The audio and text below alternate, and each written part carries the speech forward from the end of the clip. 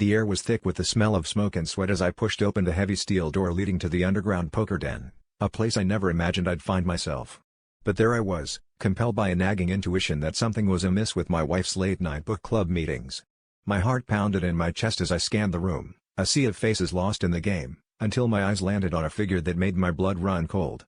There, amidst the crowd of rough-hewn gamblers, was my wife, her hair tucked under a cap, her face subtly altered with makeup to appear masculine. It was like a punch to the gut. The woman I thought I knew was living a life I couldn't even begin to fathom. I stood frozen, watching her with a mix of disbelief and anger as she laughed and bantered with the men around her, her voice deeper and more gruff than I'd ever heard it.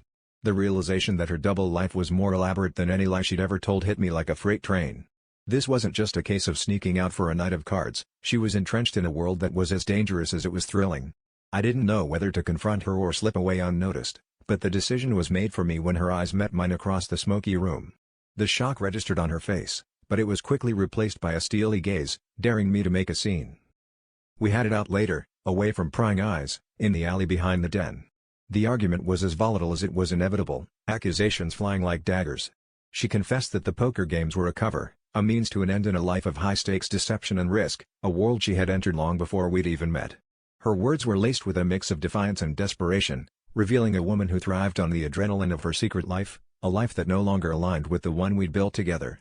I felt the ground shift beneath me, the foundation of our relationship crumbling as her truths shattered the facade of our marriage. In the end, the twist came not from her confessions, but from within myself. Faced with the undeniable truth of who she had become, I was forced to confront my own desires and fears. The thrill of her deception, the sheer audacity of her double life, stirred something in me that I hadn't expected. I realized that our relationship had been built on illusions, each of us playing roles we thought the other wanted. I walked away that night with a strange sense of clarity, knowing that while the woman I loved was gone, replaced by someone unrecognizable, I was finally free to discover who I truly was.